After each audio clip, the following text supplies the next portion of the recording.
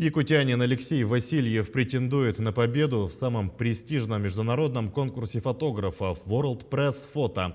Он представлен в категории «Проблемы современности» серии «Сахавуд». Алексей представил 10 работ, рассказывающих о производстве фильмов в Якутии. Ульяна Шагина пообщалась с талантливым фотографом.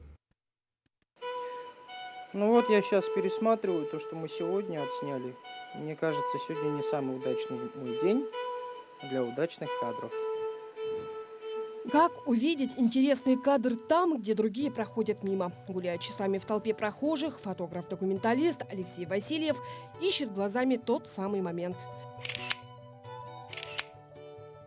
Лица людей, события. Удачный кадр может получиться в любую секунду.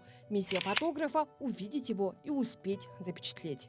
Гуляю по улице часа 2-3 в поисках кадра. И не факт, что, конечно, я смогу что-то снять. Вообще,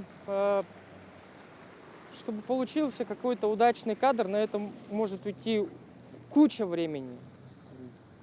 Может день, может два, может вообще целый месяц. 3 месяца, я не знаю, полгода. Вот и фотографии серии «Сахавуд» появились не в одночасье. Он документировал закулисье якутских киноплощадок больше года. Алексей – большой патриот своей родины, поэтому его снимки – это в первую очередь не просто о работе актеров, а о чем-то более глубоком, о самобытной истории его родного края. Но просто Якутия – это мой родной дом, моя родная земля, и мне кажется, то, что я делаю, фотографирую, как живем мы, местные жители, это должно войти в историю, возможно, и людям лет через 100 будет интересно рассматривать фотографии. Каждый из снимков имеет свою историю. Мальчики-близнецы, держащие в руках костюмы болотных существ, это маленькие актеры фильма «Старушка Биберикян с 5 коровами». Сцена из той же сказки. На снимке борьба добрых и злых сил.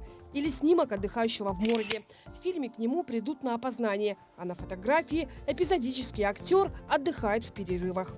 Я увидел, как шаг за шагом создается кинопроизведение, как работают режиссеры, как работает вообще в целом вся команда, вот, с какими трудностями они сталкиваются.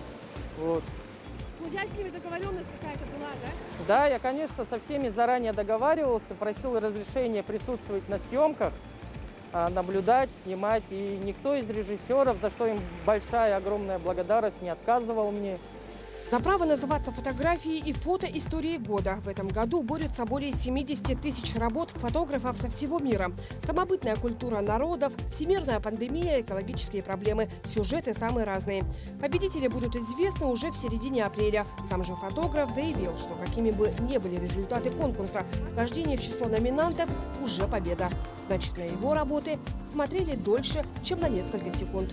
Ульяна Шагина, Георгий Григорьев, Якутск.